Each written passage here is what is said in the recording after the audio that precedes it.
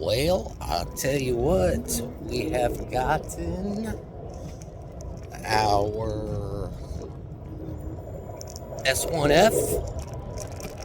It is delivered to the house supposedly, so we are going to head back home and see if we can get this thing hooked up and do something with it. We're pretty excited about this. I'll make a quick stop at the Dollar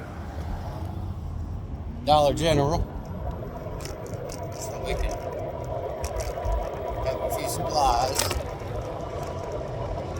But now we're gonna get home, get this. Actually, I'm gonna go ahead and take this thing. I'll tell you what, I was gonna ride this in drive mode all day today, just to see what it would do, but now I know I got this other scooter coming. We're gonna put it back down in sport mode, get you flipped around, let you see what's going on, and get you cruising back.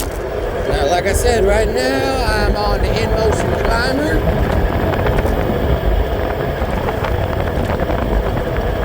Benefits to the Inmotion climber: dual 750 watt motors, total peak out pellet 1500. It's quick. Get from 0 to 26 in no time at all.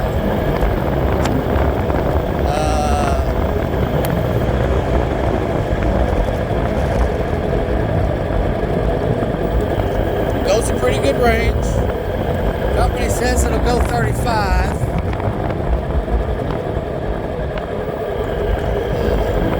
Just one of the most sturdy things I've ever seen in my life.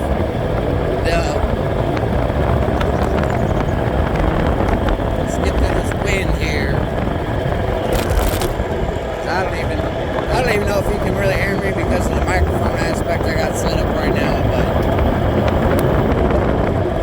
this thing is just quick. It gets me to my deliveries with no problems at all. I get a pretty good range out of it. I don't get 35 because I'm running in sport mode the entire day. Just because I don't like to go slow. That's why I set up at Panera.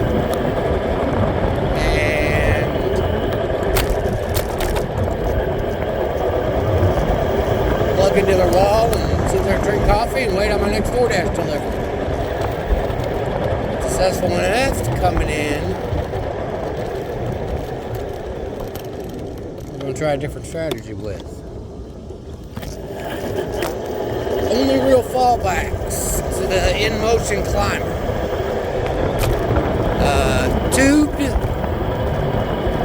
Tube tires. A lot more prone to puncture and flats compared to the s1F. Doesn't have that. S1F is tubeless air-filled tires, so you still get a little bit of cushion to it. Negative of the Inmotion climber: no suspension. It's not a big deal. You can tell. I mean, I'm right along here. You know, it's not like I'm going off-road with this thing anyway, so it's not a major problem. The s1F has suspension all over it, so we're gonna see what that does for us. S1F single motor, 500 watt rear motor, peak output of 1,000 watts, is still supposed to get up to 26 miles an hour. So if the thing will still get up to 26 miles an hour, but the range on it is supposed to be 59 miles. So I'm not sure yet. but we're excited to find out. Price difference of $100. I was almost just went ahead and just bought the secondary Inmotion climber. Decided to go with the s1F just to try something different. It's supposed to be built for bigger, heavier guys, which is bonus for me because I weigh 160. So I don't think I would be considered a bigger, heavier guy. So I'm gonna get more range out of it, I think, than the average person that would look. I don't have I have my kick to start mode on this thing, which means that I have to actually get it moving before the motor kicks in. If I just push the throttle alone, it doesn't just go. Now that can be changed in the app, and normally that's the way I run it, is just where I just hit the throttle and it goes. And you can see how fast this thing is. S1F's got the drum brakes, which I like better because they are less maintenance. Not a big fan of the disc brake system on the climber. It works. I've changed the brake pads on it. I've changed the rotor on it. But I will say this Inmotion climber, man, I've had an Unagi, I've had an E-Move touring, I've had, of course, the Lime rental scooters that I first started on, and I've had the Inmotion climber. The climber so far kills everybody. The Inmotion product in general, as far as I can tell, is just phenomenally built. I put this thing through 2 or 3 wrecks, only one of which was my fault, and that was just for me being stupid and not paying attention to what I was doing. But it still just gets up and goes. Like I said, I got 2,300 miles. Now I don't know if that's a whole lot on a scooter. I don't really know what is considered a good amount of range, but I feel like 2,300 miles, and the fact that I am not by any means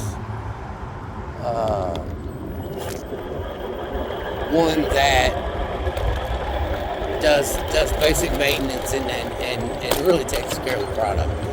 It's just worked for me.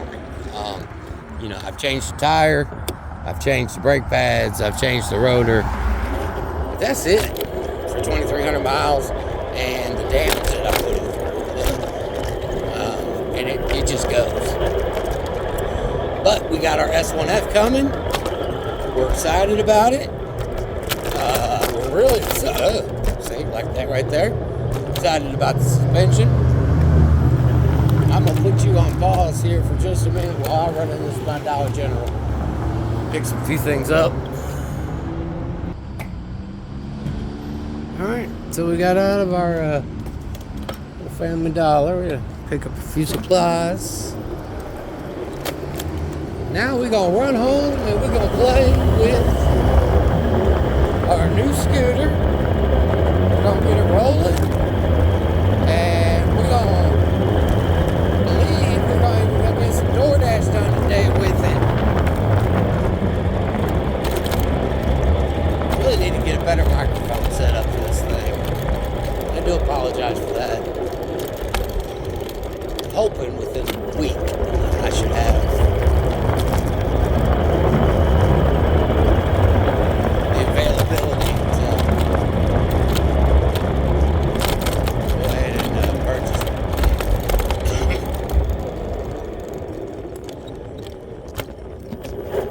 I gotta be honest with you, on one hand, I'm a little sad because I do love my Inmotion climber, man. This thing is just, it's not fast. Topping out at 26 miles an hour. but it's quick. But hopefully the suspension and the build of the s1F is still Inmotion.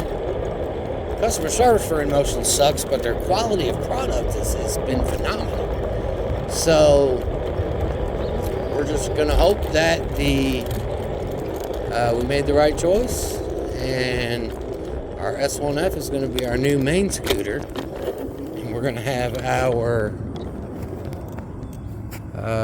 climber here as our secondary. Run out of battery on the s1F, just come home, trade it out for the climber, and keep on rolling. And we end up making more money that way, because then we have no dead time. Ideally, throughout the whole day, it's gonna make it worth it. So right now, we're gonna say goodbye to the Inmotion climber, at least for today.